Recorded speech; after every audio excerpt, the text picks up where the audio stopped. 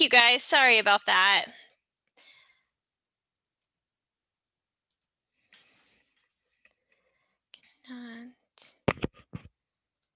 Share screen.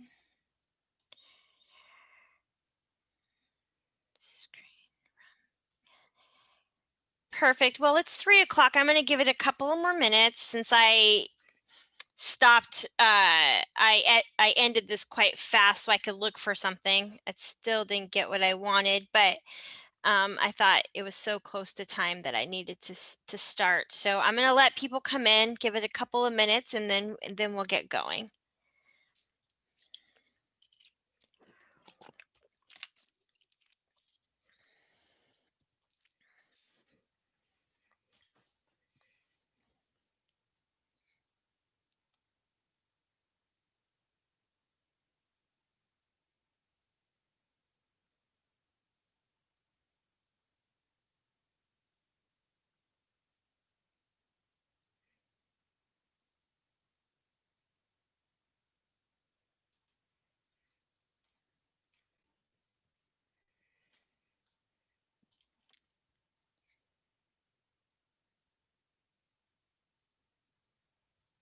All right, we'll just give it a couple more minutes.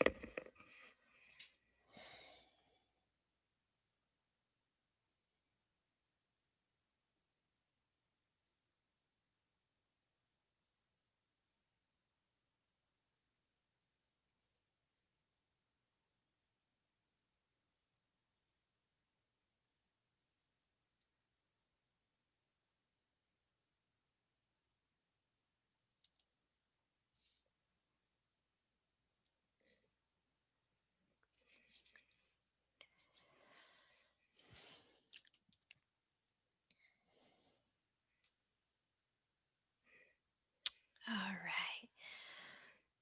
Good afternoon to everyone. Maybe a couple good mornings to some.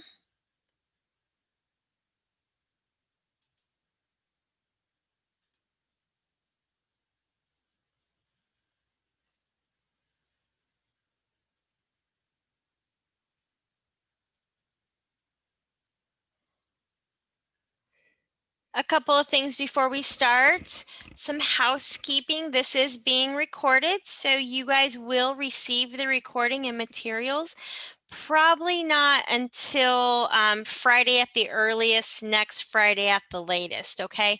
Our team typically cuts and does all this kind of tech stuff on Thursday evening, Friday morning. So it just depends if there is a backlog of webinars or if it is smooth sailing. So the earliest this Friday, the latest next Friday.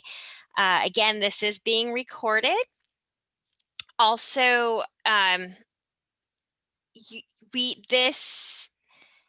you will receive the slide deck along with this particular recording as well.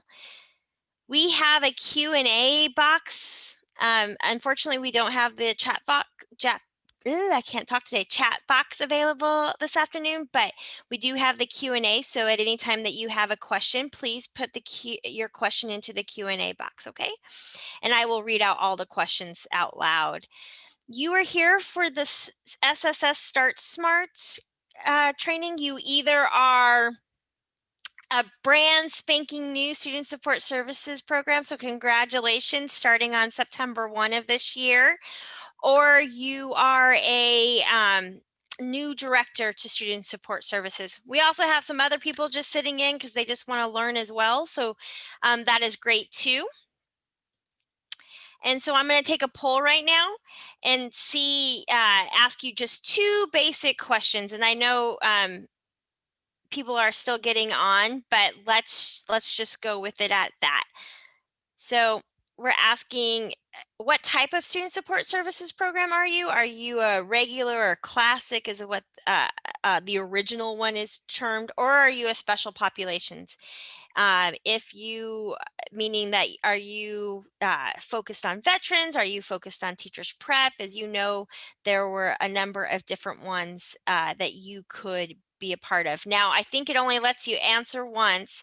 So if you have two of those grants, you're going to have to choose. And then, are you a director in a brand new, like I say, spanking brand new program, or are you a director in a program that's been funded before? All right, and I also put the option either you're just here because you want to be here with me, and that's great too. Perfect. So it looks like the majority of people that are on the webinar are funded with a regular, classic, original, I don't know, however you describe it, student support services program, but we still do have a number of other ones. One with students with disabilities, two of them from veteran that have a special pops veterans, three that have a STEM, and one that is English as a second language. For the second question, it really is split three ways. 38% are brand spanking new programs, where 31% are continuation grants. And as you can tell, I can't spell because I can't spell continuation. And the third option, neither, that you're just here because you want to be here and want to learn a bit. Okay, great.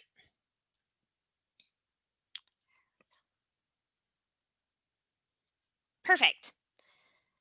Okay, so this is what we're going to focus on today. We're going to just focus on some language, some basics. We're going to talk about three parts of the proposal, talk a little bit about recruiting students. We're going to talk a little bit about hiring staff, spending your money, the authority on your grant, and then we're going to end it up probably pretty quick because we always run out of time with professional development opportunities coming up for COE. Okay, so I just wanted you to know some of the things that when you're on TRIO webinars or when you're talking to TRIO professionals, we use a lot of lingo that you may or may not know, right? Because again, a lot of you on here are brand spanking new to the TRIO profession, are new to having a program in itself, maybe at your institution, at least a new student support services. So here are a couple of things for you to know.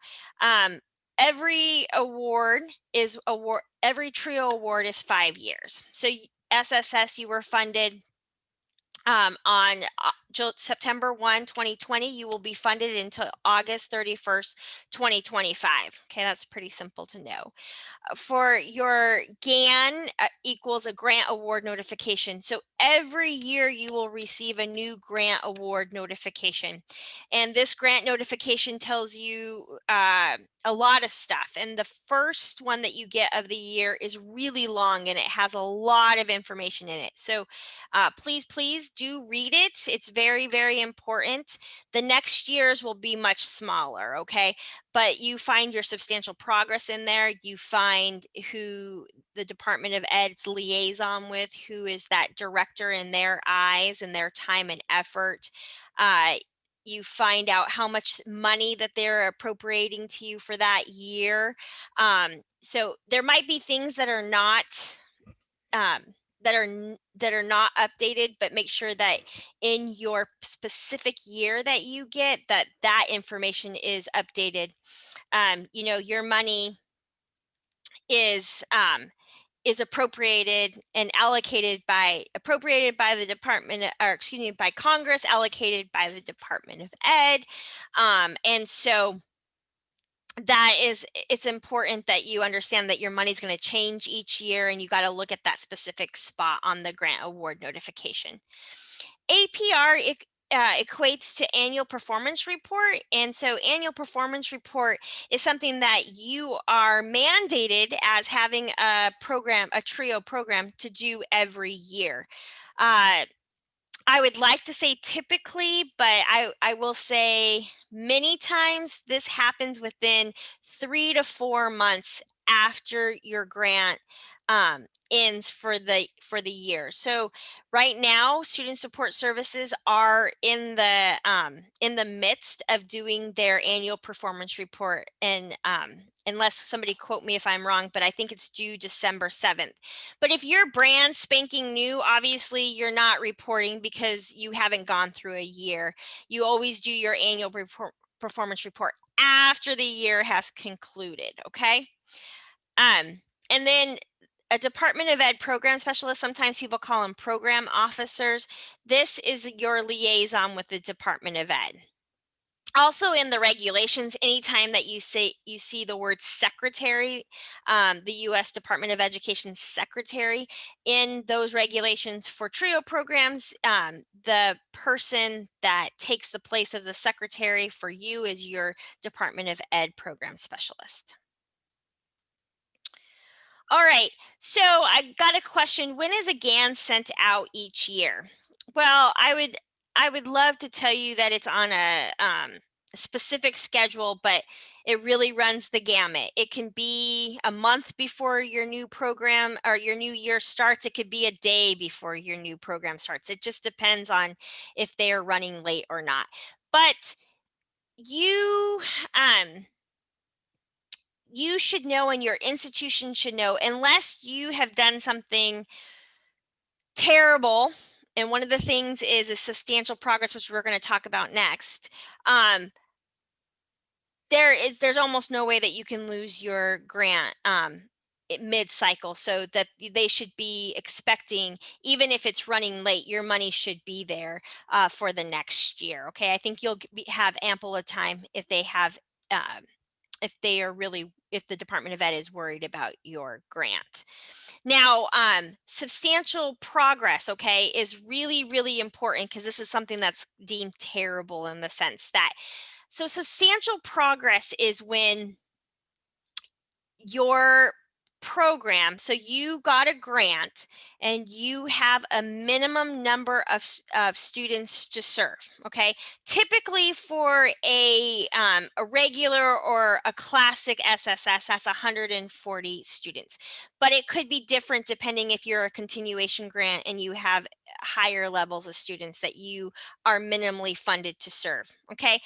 Substantial progress is that states that you must um, you must have a percentage of participants um, in a year to meet substantial progress, right? So it says here, in order to demonstrate substantial progress during the first year after having been notified that the grant is awarded, that I'm going to skip down to the bottom part here, number 3. The institution receiving the grant must begin serving students within the first, sorry about that, the first 6 months of the start date of the grant. Oh, I'm sorry, number 4. And the institution must serve 75% of the students it was funded to serve.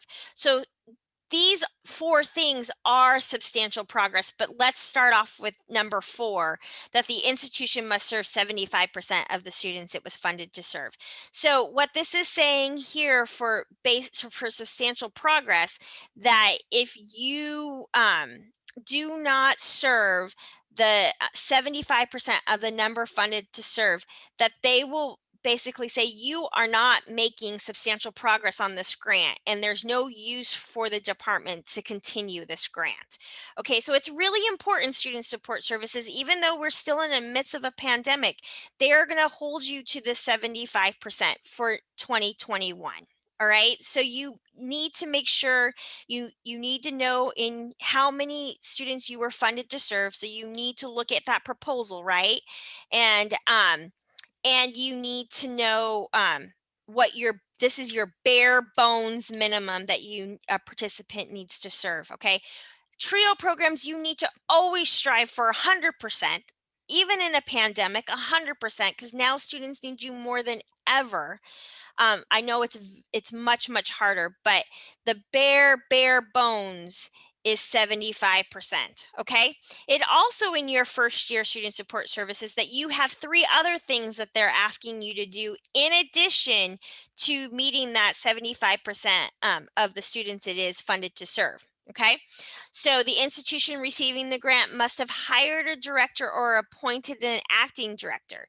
So that's really, really important by within 4 months. So I don't think I actually did the math quite right, but let's just do it together. So September, October, uh, excuse me, September, October, November, December. So it's actually by the end of this year, not January 2021, that you need to have either appointed an acting director that is doing some work on this, or you have hired a director, okay?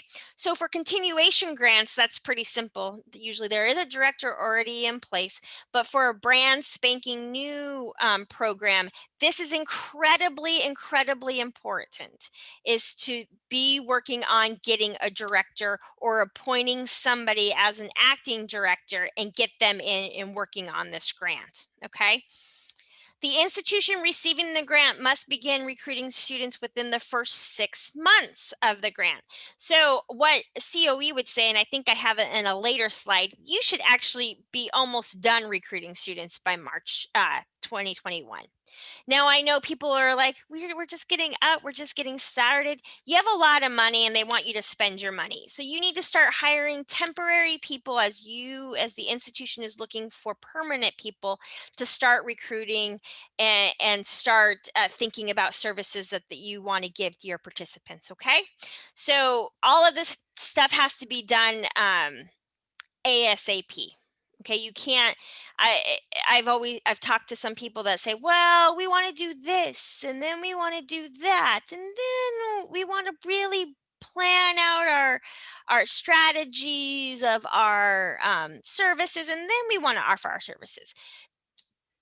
You don't have time to do that. Okay, you only have 1 year. In 1 year you have to do all 4 of these things, okay, and make the 75% marks for the um Department of Ed to say, oh yeah, okay, they're progressing, they know what they're doing, they're not hitting their marks at 100% yet, but that's okay, we give them this year.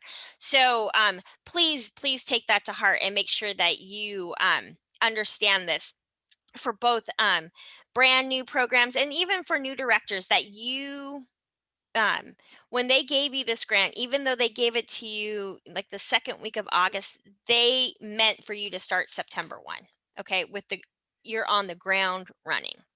It also says in your grant award notification in the second and any subsequent year of the program's funding, in order to meet the minimum criteria for substantial progress, the institution must serve 85% of the number of participants the project was funded to serve during the the period. So next year, so for your second, third, fourth, and fifth year, they're going to bump it up to 85%. Again, this is for bare minimum purposes. You are always striving for 100%, but that is the bare minimum.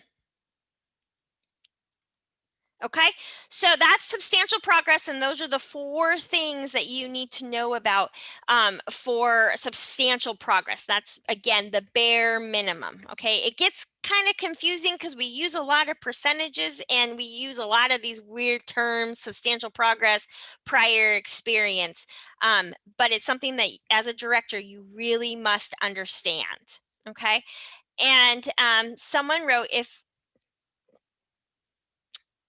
a school is in the first year of their second grant cycle, okay, are they held to the 75% or 85 serve requirements? So look at your grant award notification. I'm 99% positive that all SSS in their first year are held to that 75%, where second year, third year, fourth year, and fifth year will be 85%. Okay, but if you've already completed this cycle, you need to hit the 100%. You know, forget about 75, forget about 85. You need to be at the 100%. But I do believe, read your GAN, and I do believe the information that I pulled from a grant award notification from SSS was a continuation grant. So it is 75% for the first year. Can you talk a little more in depth about recruiting guidelines? Meaning, can SSS TRIO programs recruit students outside of the institution they are serving? I've been told we cannot go outside the institution to recruit new students. That's absolutely correct. So for a student support service participant, they must be accepted and or enrolled at your institution. So you could have participants that are accepted to your school in when they're becoming a freshman, right? So like people have bridge or extended orientation, but they must be going to your institution. They cannot be outside your institution. Okay, the next thing we're going to talk about is prior experience. Okay, so this is prior experiences within the cycle. So, congratulations, you all got in, whether you had prior experience or not, right?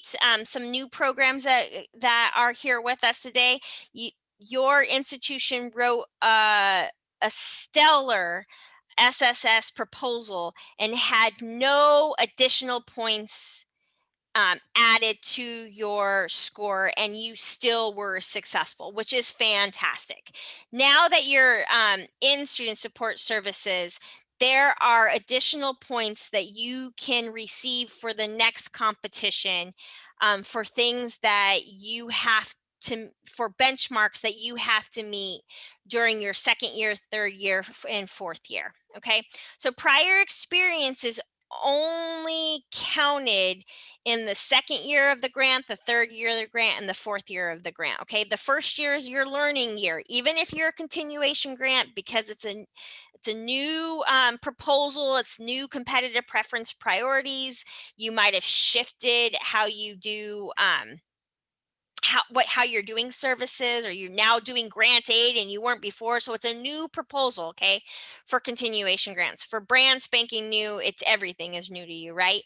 And then the fifth year, they do not have prior experience points because it's the competition year. They're getting ready for competition. They need to add in the prior experience. So they're not doing the APR until that year. So there's a lot of things going on. So year 1 and year 5, you do not receive prior experience.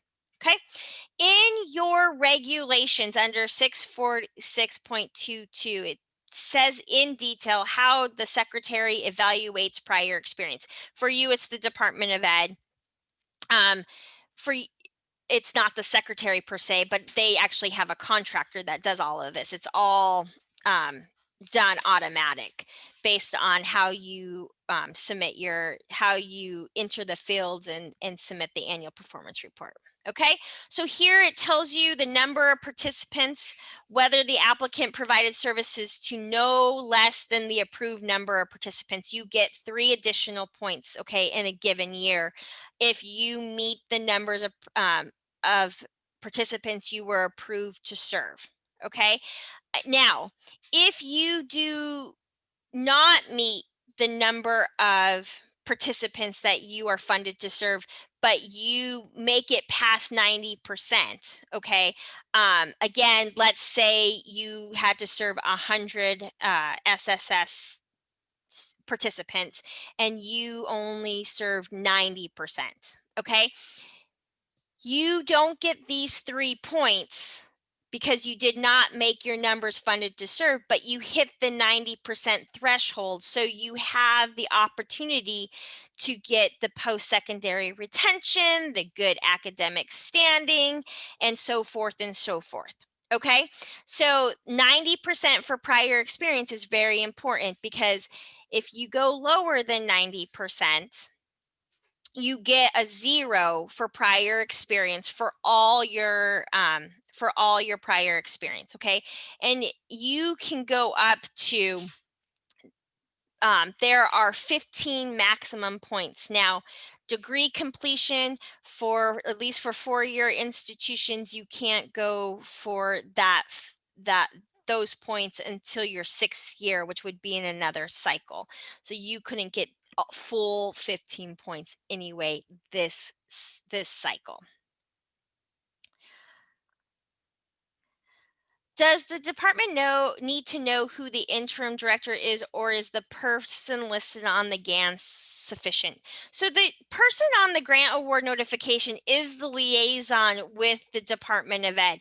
They are supposed to be the ones that are in the know of what's going on day to day running the student support services program. So if you are only going to have an interim director until December, then it is sufficient enough to keep the person that is on the grant award notification until you hire somebody. If it's not going to be before December, you should put that interim director onto the grant award notification. You want the person that has the most knowledge about this SSS program, that is taking the helm for your SSS program, doing a lot of stuff for this program as that interim director. You don't want a vice president of student affairs on as the interim director. Okay, you want someone that's actually working on this. You want someone that's actually working on this proposal or on this grant. In this slide here, I have shared with you all the federal regulations that apply to your student support services program. You will receive this in the materials when you get it. So you'll have it. You can just click on it, save it somewhere, be able to get it at any time that you would like. It's also on the Department of Ed's website as well. You can certainly do that, get that as well from theirs, but this is just like a one-stop shop, right? This triangle we use almost in every presentation that we do on compliance or regulatory issues because it is so important for directors and others to understand the kind of the hierarchy of your federal regulations. And the top is the law. It's the legislation that's passed through Congress, all right? And then it's which is right here, your first URL link. And then it's your student support services regulations, and that again is your second here. You're going to your Department of Education guidelines, which is the third one right here, URL link. Now, in 2013, the Office of Management Budget, or OMB, reauthorized their uniform guidance, and they put a lot of the Department of Ed regulations into their Office of Management and Budget regulations. So we talk a lot about OMB and not very much about EDGAR. Okay, but there is where you can find EDGAR, which is, they are regulations for anyone who has a Department of Ed grant. OMB are regulations for anyone that has a federal grant. So Department of Labor, Department of Energy, they all abide by these rules, and a lot of the rules have to do with money. Okay, so even if you are the person that wrote the proposal, review your sections, review and make sure you understand what you are supposed to be doing, what the mandatory service are, what services that are, look in the regulations to see what are permissible services, but did you write for them? Because then that means they're mandatory to you. Okay, so make sure you understand it, and make sure your team understands your proposal. The first thing that we do COE when we come and help do a mock site visit or come into talking to you about regulatory for your programs, we ask, has your staff read the proposal? And you'd be shocked to see how many people don't. So share that with them. Share your objectives so everybody knows what they're working for. It's to unify the team. The main ingredients for your student support services proposal, now that you're in post-award, right? You were in pre-award last time, but for post-award, your main sections that you really, really want to pay attention to are your objectives, your plan of operation, and your evaluation. Okay, those are three very, very crucial as you're going through having the student support services grant. Okay, so your objectives. So I put your objectives here. They're tweaked a little bit between 2-year and 4-year, especially with graduation. A 2-year has a transfer and graduation in the next slide, but the percentages are based on what was determined who wrote your grant. They based the percentages, okay? Or they came up with the percentages, okay? For a proposal to be scored high, you need to prove that you need a student support services on your campus, meaning that you have a lot of low income first generation students on your campus and that they have need. Okay, now you define that need. When I say you, I mean the institution, the grant writer define that need. Okay, so it's different from your SSS down the street to your SSS in the next state over. They're all different, okay? So your percentages are based on the need that your institution had and what you thought you could do in your plan of operations to make these percentages attainable, okay? So you need to find this out. In your grant, it's written in your narrative under the objectives section, which is the second section of the grant. It's also written in your program profile, which was uploaded in the forms that was submitted. If the form is different, has different percentages than the narrative, the SSS program profile, the upload, will take precedent. Okay, so you need to look at both of those documents, and you can find all this information in grants.gov. Okay, if you don't have that information, if people didn't save it and you have that, you can go back into grants.gov and pull that out. Someone asked for objectives, can percentages be changed after the proposal is approved? You would need to get prior written approval for your percentages for your objectives to be changed. Before the pandemic, I would say you don't have a very good chance because you got a grant based on what you said in this proposal, and now you want to reduce your numbers. You may have a chance now because of course, all of the institutions wrote for these SSS programs before the pandemic. I still think, Darlene, it probably will be very hard to get your percentages changed. So let's have a conversation about how to attack that with the Department of Ed, but it would need prior written approval. And remember, for your first year on your annual performance report, your APR, you are not being awarded any PE for any of these objectives. They give you 1 year, right? It doesn't start coming into play until year 2.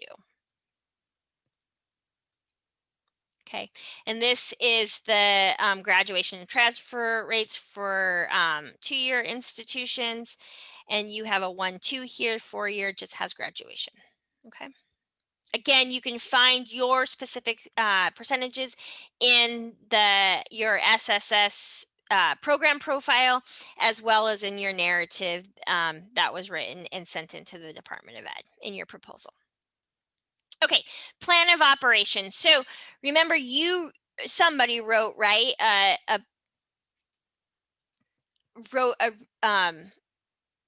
Worth a bunch of points, right? Plan of operation is worth a lot of points about step by step of how you were going to recruit students, how you were going to serve students, what services and activities you thought would be really important to help low-income first-generation students, or maybe at special pop if you have a special population. But all SSSs, whether you're a special pop or not, have that basic low-income first-generation eligibility or students with disabilities, okay? Even though you have a special population, those come first, and those are in the regulations. So, but look over and make sure you understand what services, besides the required ones that you had to have touched on in the plan of operation and that you have to offer your participants. If you said that you were going to offer any permissible services, your institution has elevated it up to required services. Okay, so that even though in your annual performance report they might not be asking you about them because generally they're permissible, doesn't mean if you're ever site visited and audited that they will not ask you to provide documentation of when these other services were available to your students. So read your proposal. And your evaluation is really, really important as well. You can always do lots of different kinds of evaluation. You wrote it in a whole section in your grant. Now, evaluation's very expensive, right? So you got to really think it through. You have this grant for 5 years. So how are you going to be doing evaluation? So you got to think of different methods of evaluations through this 5-year for this 5-year proposal. Some years it can be self-evaluation. Some years it could be peer evaluations. You could have an external evaluator as well, but you're going to have to think about it as you're going through this 5-year cycle, because depending on how much money you've set aside each year for evaluation, it can get costly. So you got to think about this pretty critically. You always need to be assessing your program, right? Is this service working for your students? If it's not, how can I change it? Okay. You have the authority to change timing of activities, of different activities. If you are doing tutoring one way and it's not reaching your population, it's not helping. It could have been in year 1, in year 2 going great, in year 3 it's bombing. You have to then assess that situation and start making changes to your program. So you're always assessing. You need to do evaluation. There are lots of different kinds of evaluation, but it's incredibly important so you can keep understanding and innovating your program, that it doesn't become stale, doesn't become something that you've done for the last 25 years. Okay. Recruiting your students. So as I said, get your participants by March 31st. In the substantial progress section of your grant award notifications, it says you need to start recruiting by March, but we really tell you should have your students, especially for student support services. The fall semester is such an important time for your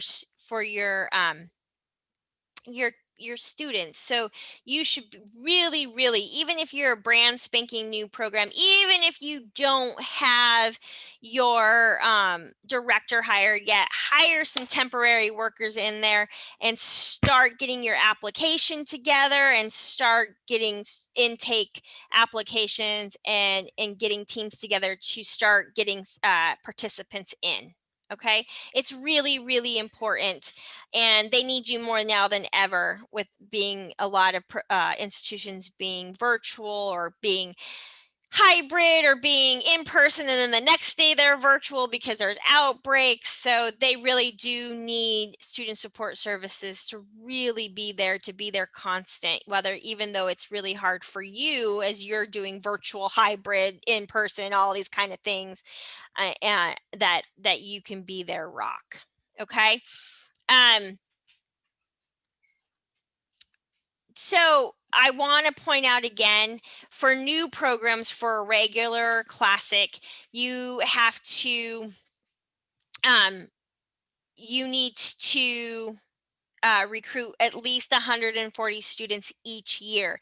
Now, students will, if they don't graduate, if they're persisting, that same student that you got and is still participating in your program the next year will be counted the next year as well. It's not 140 additional students each year. Students with disabilities, if you're new, 100 students is your minimum. STEM, 120. Teachers prep, 120. Veterans, 120. And then English as a second language, 140. So again, you're going to shoot for 100% of this. You want 140 students, brand spanking new programs, by the end of August 31st. Okay, 100%. And what does participant mean? So in your regulations, all it says is a participant receives services. There's a lot of eligibility criteria. So, I'm just talking about what does the definition of participant means, and it says a student who receives services. So not service, it says services. So the bare minimum are 2 services each year. Okay, you might have wrote in your proposal more services. If you did that, then you are held to what you wrote in your proposal. Okay, so in your guidelines and something that your leadership signed off on when they wrote the proposal are called student support services assurances. So this is under 646.11 in your student support services regulations. It's also an upload that again, that your leadership had to sign off and upload to the SSS grant when they were writing for this grant, that they said that you must assure the secretary that the applicant is not less than 2/3 of the project participants will be low income and first gen, or it says who are first gen. So low income and first gen, or students with individuals with disabilities. Okay. And then the remaining 1/3 will be low income individuals, first generation college students, or individuals with disabilities. And if you are taking in individuals with disabilities, you got to make sure that your count for individuals with disabilities, that 1/3 of them are also low income. Okay, these are the assurances that the institution said that they would assure to that this would be happening. Okay, um, so someone asked, what happens if you don't meet eligibility criteria ratio? You're out of compliance is what it is, and they could come and make you pay back money. They could, if you're not in substantial progress, they can take your grant away completely. They can put extra checks and balances to make sure that you are in compliance. So they can write in your grant award notification that you can't switch money unless you get permission, or you can't do X without permission. So you can get a pretty heavy load on you, and you could lose your grant depending if you're not meeting substantial progress if you don't do those ratios. Because again, your institution assured the Department of Ed, and I know that's easier said than done, but it's very, very important. And it's regulatory too. So the federal government has signed off on this. I mean, this is the whole reason for TRIO programs. And someone said that teachers prep is the minimum is 140. I must have put 120. I don't know either way. That, thank you. I will look into that and make sure that I do have the right number. But if it is, that's great. And then I must have just put the wrong number. So it's whatever the numbers are in the request for proposal. Now you may have, there could be a minimum, and you could have written for over that mark. Why you would do that, I would have no idea, but some people do that. But most likely it's my mistake. So thank you for that. Okay. Okay, so recruitment for suggestions. So typically I do this on my account, and so I typically have a chat box. This one doesn't have a chat box, so I'm sorry. It must have been something that I would have had to have set up beforehand. And so I usually ask people, hey, can you put out to the world in the chat box some recruiting suggestions for those of you who are not brand spanking new and just want to sit with us for 75 minutes, maybe 90 minutes, the way I'm going. So if you want to put it into the Q&A and just type in some suggestions, here are some things that I've learned over the years. You need to really get with financial aid. I mean, they're the people that have the most information about Pell eligible. Now, that doesn't mean that your students are eligible for TRIO, but it's a good start. They would know who's first gen because of self-reporting on the FAFSA. You can get all these different kinds of lists from your financial aid. If they do not want to give you the names for some reason, have that do a letter, have them send it out on your behalf, but really get that relationship going, because financial aid is incredibly important. If you have grant aid, they even become even more important. um, it's really important, okay, um, to have that relationship with financial aid.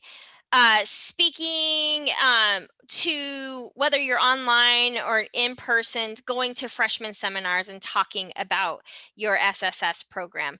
If you are a STEM related, going to those STEM related courses and talking about your SSS program. If there are other programs on your campus that are like-minded or similar. I know I'm an alum from the University of Wyoming, and they not only had almost every TRIO program, but they also had a big division for minority affairs. And so talk to minority affairs, talk to them about the services that they can give those students. So um, if there's a first gen division on your campus or a department, talk to them. Thinking of other things, if you talk to other people or you do something, if you're in this webinar, go ahead and put them into the Q&A, and I'll read them out loud to people.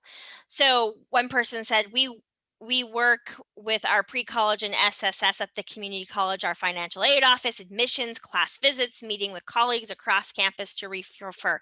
So she's giving you a lot of different ideas, and that's fantastic too. Um, your pipeline, right? If you have pre-college programs, absolutely be talking to your pre-college programs and talk to them about student support services, okay? That's not, I know people are so scared for pre-college, like, well, we're not supposed to be recruiting for our college. You can have your college talk to them about coming, and here's student support services if you get in and if you're eligible and all that kind of good stuff. That pipeline is fantastic. You might have memorandums of understanding with your SSS to say, hey, if they come from one of our TRIO program from anywhere around the nation, or if they come from, in our state or in our area, that they will get bumped up on your wait list. All of those things are pretty cool, and you certainly can do that. So thanks for those information.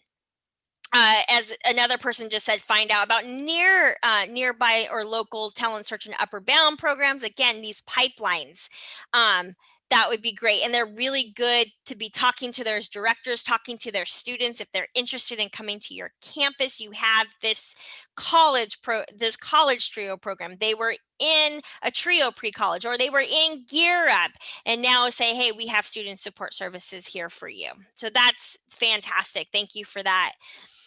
Be creative in how you disseminate information and stay away from text-heavy approach. We create Google Sites with graphics and videos. Perfect. You got to know who you're talking to and relate to them about how they, even that they're in college, and you want to talk to them. Have peers. If you're a continuation grant, have peers do things for you. You as a director don't go places, you're talking to financial aid, cool, right? But then they're going to do the visits to the classes and talk about what they've gotten out of student support services. So that's a good one. Someone asked, if you can't show students with disabilities, will that cause you to show non-compliance? In our area, we rarely claim a disability.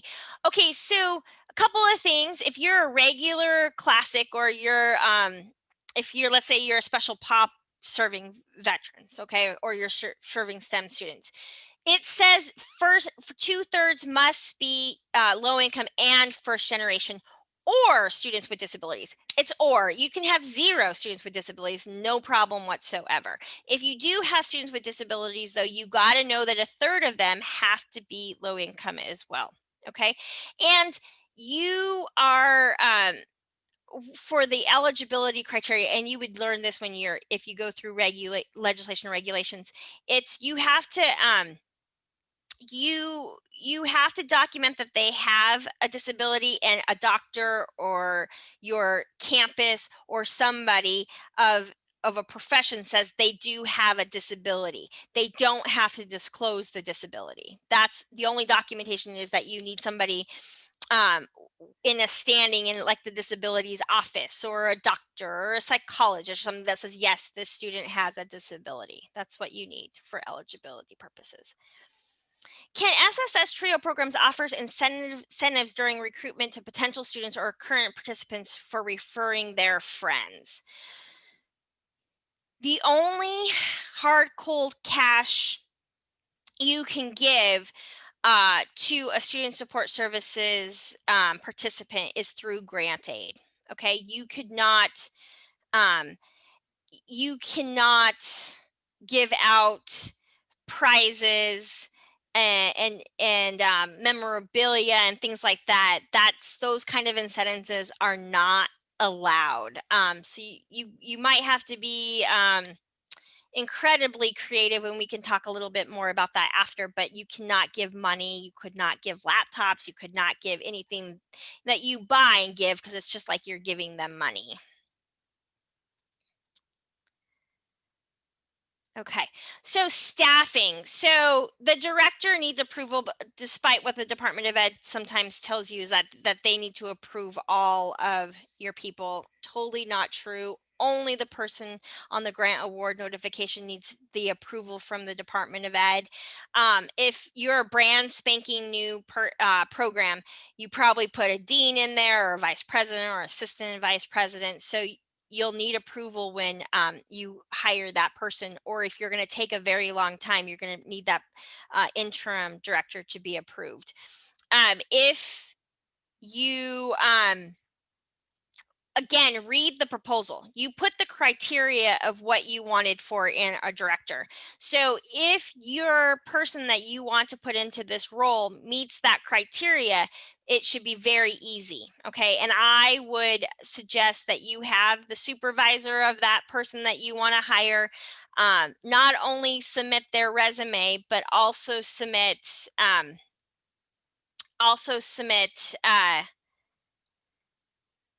a cover page and a side by side, the criteria that you wrote in the proposal, and pull out the stuff from the Vita or the resume that matches with the criteria, because it just makes it so much easier for a program specialist to say, oh, yep, they have this. Oh, yep, they have that. Okay, they're good to go. So be very intentional about that. If you are just shooting off a resume, that means that they have to go find your proposal, they have to look at, they might just come back and ask you a lot more questions. It's just easier to do it that way. You do not need permission to hire any of the other people that you wrote in your proposal. Okay, now you can see for a brand spanking new that they want you to be staffed up. They want people to be working on SSS. So if you're a brand spanking new person, they want to see the people that you are hiring based off what you wrote in the proposal. Okay. For a continuation grant, I would just ask them, they have this thing that they send out to people sometimes that's saying that you need permission for any changes, and that's absolutely not true. It's not regulatory, and we can have that a further conversation about that if you would like, but the only person is that grant award the person on the grant award notification is that person. So, and give them 30 days. If you haven't heard from them in 30 days, you write them again that 31st day. If you haven't heard back, write their supervisor, which is the branch lead. SSS is James Davis. They're very kind. Sometimes they lose emails. I mean, I think it's awesome when you guys come back and say, hey, I'm just circling back on this, or hey, can you I haven't seen an email from you, because I lose emails all the time. They definitely lose emails all the time. So you want to stay on them. As you don't need all your staff in place to recruit, to meet your objectives, and to provide services. You got to think about that. As I said before, it's really important that you start doing everything altogether. You can't just say, well, we're going to hire the director, and the director's then going to hire the team, and then we're going to look at the services that we're going to provide, and then we're going to implement services, or then we're going to recruit students, and then we're going to implement. It just doesn't work that way. You don't have that much time, right? So we're into the third month already for student support services. So you're really running out of time. The new model with the pandemic is that all your students are leaving by Thanksgiving for the most part. So you really got to get on the ball. And I don't think I have a slide on this, but I also want to reiterate that you should be recruiting not only freshmen and sophomores, but have some juniors and seniors too. It's to your benefit and to meeting your objectives to have an array of participants and not all freshmen. If you start off with all freshmen, you're really going to set yourself up to fail on some of these objectives. Okay. So if you're brand spanking new, you're already only able to get, if you're a 4-year, you're only able to get 11 or 12 points anyway. So don't even make it more harder on yourself by doing this whole freshman cohort. We are a very individual program, and you need to get individuals from across the spectrum. Spending your money. Okay. You need to spend your money. Okay. I know that for brand spanking new, you don't even have people hired yet. It's really hard. Continuation grants. We know this, right? We were just through this last year. That we are an in-person program. So a lot of things that cost a lot of money are this travel to other states, to transfer visits, all this stuff. But you got to figure out a way to spend down your money. If that means hiring more people, temporary workers or helpers, or you can hire students, okay? Not a problem to help you hire graduate students, hire seniors to help with your tutoring or something like that. You can hire people to do virtual services. You got to think of a way to spend that money. In a normal year, if you want to roll over more than $30,000, that's deemed excessive, and they would penalize you by reducing your next year's award amount by the excessive amount. Okay. Now, we can get into this later if you have more questions, but always, as a director, you need to know your budget. You have the authority. You need to make sure your institution is drawing down money that you're spending, and so you don't get many emails from the department saying, hey, I'm looking in the 5th month and it looks like you haven't spent any of your money. Is this true, and why? And they will continue to do that. Again, very much like substantial progress, if you have your whole grant money there, they're like, there's no way that they can be making substantial progress. So that's another way that you can be flagged if you have lots and lots of money. Now with the pandemic, that's made it a little bit of a twist, because a lot of things that TRIO programs or SSS programs are used to doing aren't doing, but also SSS programs, because usually the people you hire do all these services. So SSS can really manage their budgets better by getting everybody hired. And if you can't get those permanent positions hired, get temporary hires in there to assist you. You don't need permission for temporary hires. You don't need permission for if you wrote for 2 advisors and you want to hire 3 advisors. You don't need permission for that. What you would need permission to, in my opinion, what would be a change in scope is if you didn't write in your grant for an assistant director and now you want to write a whole new position in. In my mind, that is a change in scope and you would need permission. Okay, but you ask that question to lots of seasoned people and see what they say as well. Budget revision. So most of you guys are going through, if you're a continuation grant, your institution had to put in a 1920 revision budget if you had money laid that that rolled over that you were putting a no cost extension. So some of you might be coming in with a no cost extension. That's really rare, extremely rare for TRIO programs. We don't think they'll ever offer that ever again to TRIO programs, but pay attention to it if you do have a no cost extension.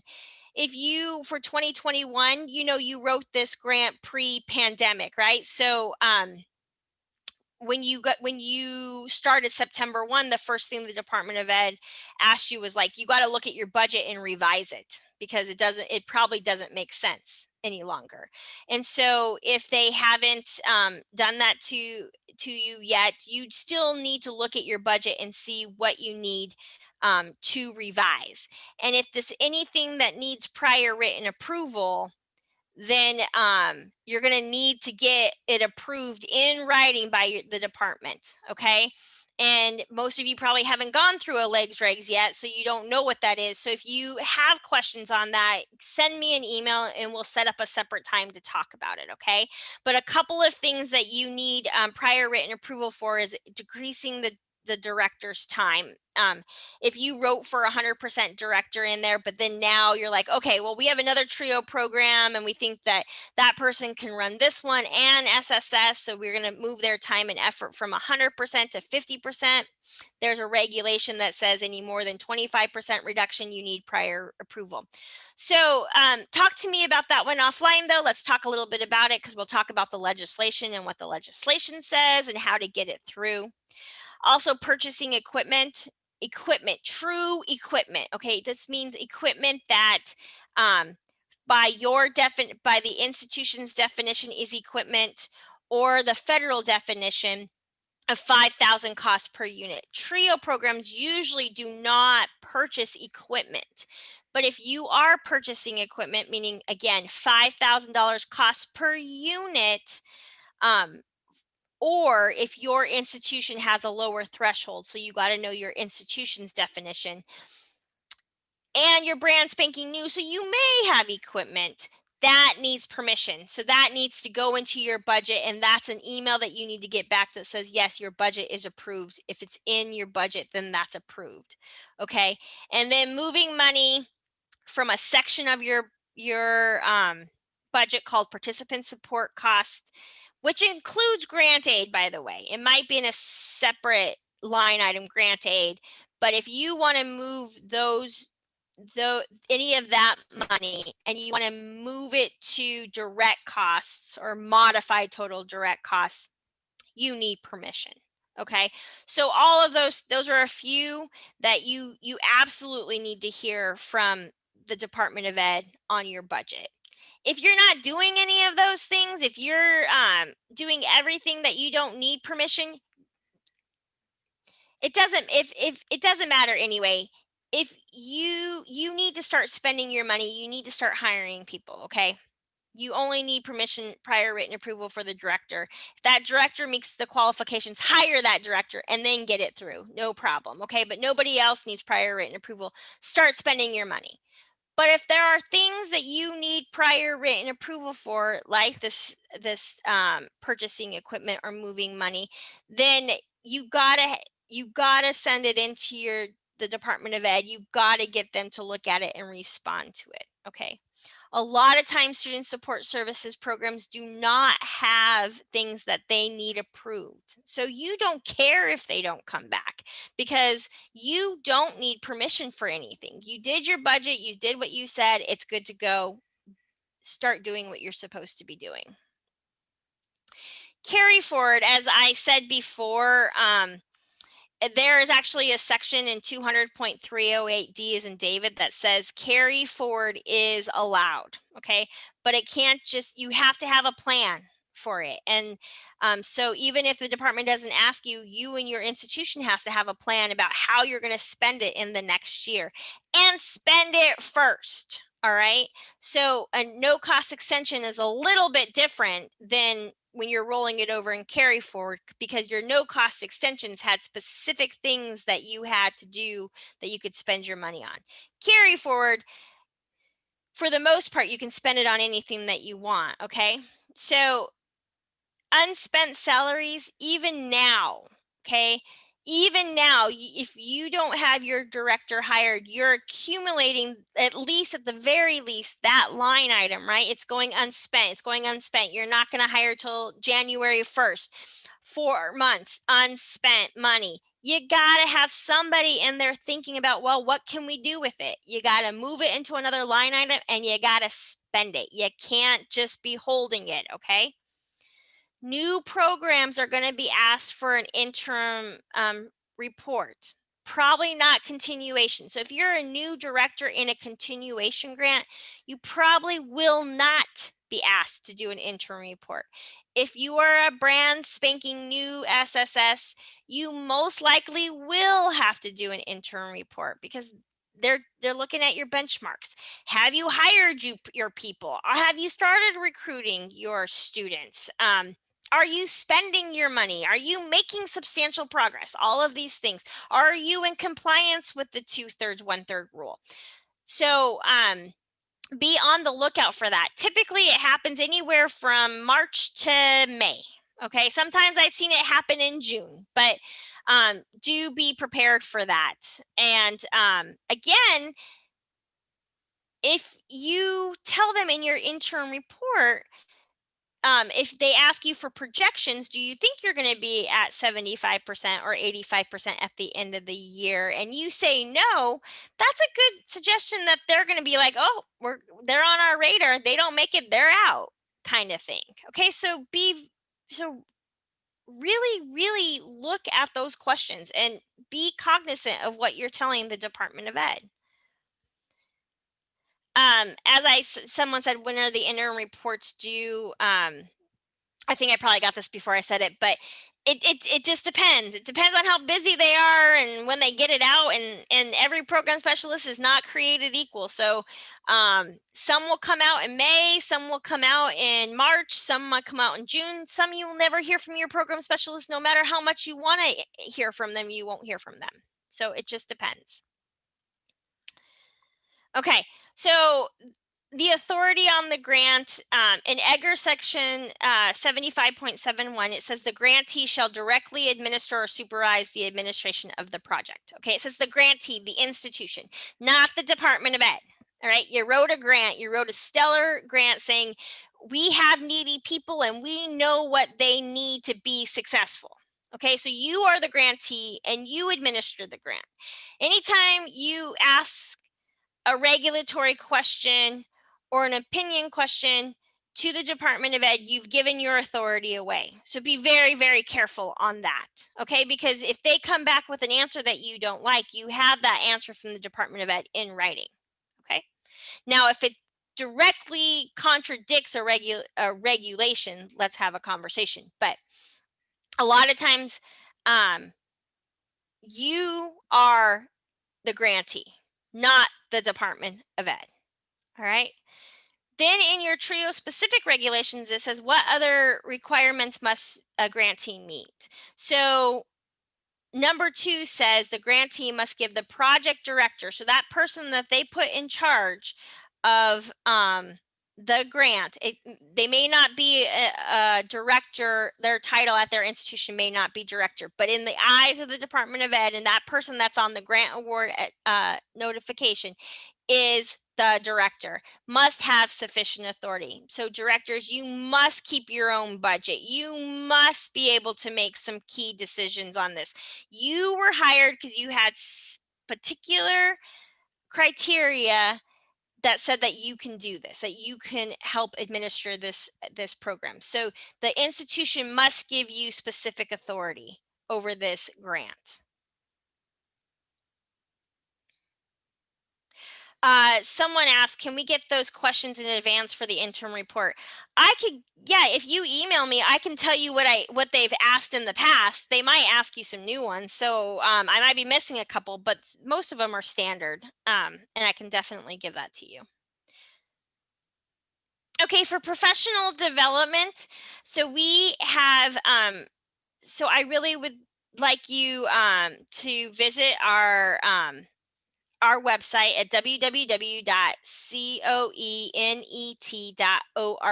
And I'm sorry, I don't have the chat box, so I can't write that to you because I can't write questions to myself. I'm sorry. But in there, under events, we have a whole professional development section. And I'm going to go through a couple of these just so that it's on your radar. So for webinars, we have a Connect, Learn, Discuss series, and I know it says October. Our October ones obviously have passed, but we do have a November series, and these are free, and these are just times that COE sets out to have conversations with the community about what's going on right there in that month. We started these in the pandemic. We used to do them every couple of weeks, and now we do them every month. We've asked the department for certain items, and we're waiting for responses, so we keep you up to date with that. We also do an effective practice for people on different things. So they're 75 minutes and worth your time. And they happen once a month. Our next set is next week. So please be on the lookout for that. Again, go to our website. You can click on register here. Again, they're free. We do have them broken down by regions. So you may not even know what region that you're in. But if you don't know what your region you're in, send me an email. I'll let you know what region you're in, and I'll connect you to our region associations because they have lots of professional development too, and conferences and all that kind of good stuff. It's more important that you go to the one that says pre-college or college. I mean, excuse me, for you, it should go elite for the very least college. If you're running a pre-college program, you might want to go to both, but you want to go to the one college. Now, let's say you're in the West Stop organization and on that date you have a different meeting. You certainly can go to the other one that doesn't have West Stop listed. The same information is going to be presented to people. We just want to have smaller groups. But again, you won't get the same information if you go to a pre-college Connect, Discuss, Learn. We also have webinars that are called the Know Better Time series. So these are innovative services oriented webinars, things that you can think about implementing into your curriculum, implementing into your program, different ways to do services like online tutoring, online extended orientations, different things to think about as you're planning out your year and even your next year. Know Better Time series, they are paid webinars, so they have a cost to them. I believe it's $350 for COE members. It's double that for non-members. And then there's this thing, the Department of Ed,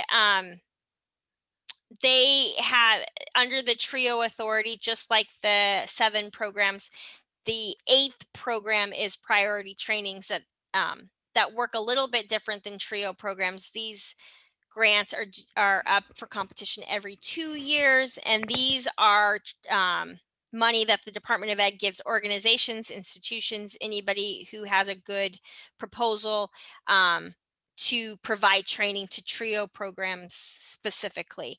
And so those are the 6 different priorities. The P4 is COE has one of those grants. So you'll see on COE's website, financial aid, financial literacy, and admissions. All priority trainings are free. And they'll be coming out very soon. This was a competition year, so we have to go through steps to get permission. Typically we come together to make sure we're not all going to Florida that year, that we don't have too many in New Orleans. There's these hot spots, and making sure that organizations times for their trainings are not on top of each other. This year it's a little bit different because it's going to be virtual, so they're just making sure that they're not on the same dates. I think they came to a consensus earlier in this month in November, a couple of days ago, and I know our December one for financial aid is accepted. We're still waiting to hear for our 3 others. I'm sure everybody else that has priority trainings are doing the same. If you're interested in learning more about the priority trainings, I can send you where to go look for when they are up on the Department of Ed's website. I looked just before we came today and they are not on the website as of yet. Annual conference and policy seminar are two main conferences each year. Our annual conference is an exciting professional development opportunity for you. We highly encourage you guys to attend if you can. This year, this was the first time ever that we did it virtually. We hope to be in person next year. It will be in September. It will be in Atlanta, Georgia this year, September 12th through the 15th, I believe. So we hope to see you there and meet you there. We also have what's called a policy seminar, and it encompasses a lot more than just the lobbying aspect, but there's a day with the relations with the Department of Ed.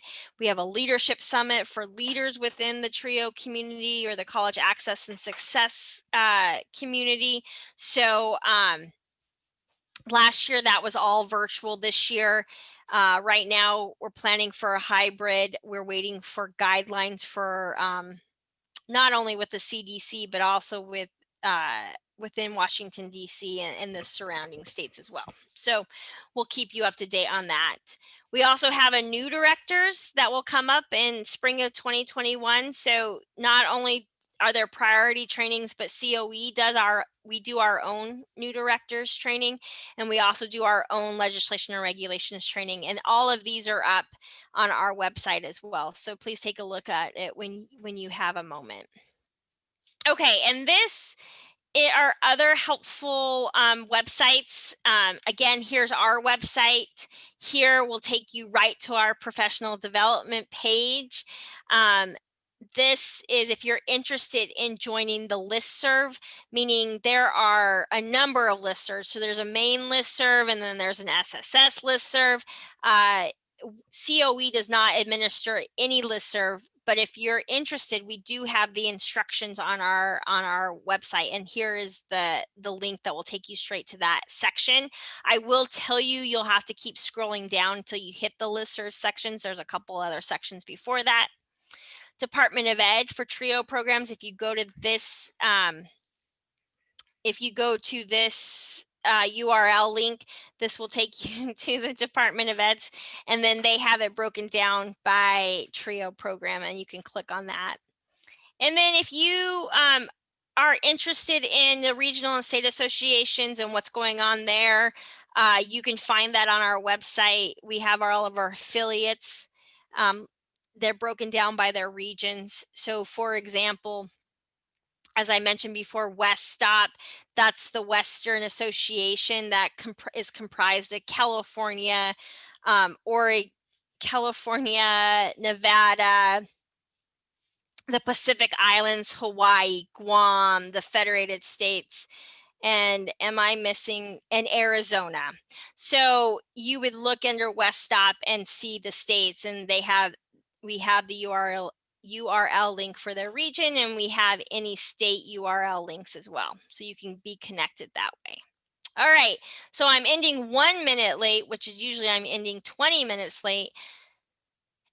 Do you have any questions? Any more questions?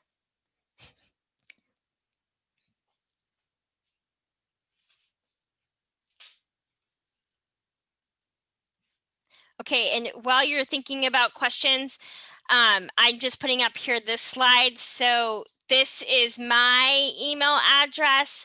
This is the team's names and email addresses. We have a really robust team. I'm very proud of this team, and we're here to help you. So if you have any questions in the future, you can always start with me. But if you have talked to Nicole in the past, by all means, send it to her. If she can't answer it, she certainly will send it to somebody that she can. Same thing with me. I'd like to say I know everything. I don't know everything. I lean on my team. I lean on other colleagues just as well. So a couple of questions that have come in. Would the state database example student access be considered equipment? Well, it depends. How much is it, Darlene? if it's over the 5,000 costs per unit, that one thing, then yes, it would be. If your institution's threshold is lower, and let's say your threshold is 1,000 and it costs more than that, then yes, it would be considered equipment and you would need prior written approval before purchasing. If we have annual performance questions, who shall we contact? So that's a really great question. If you're a continuation grant and you're going through APR questions, the first line of defense in our office is Nicole Norflus for the annual performance report questions.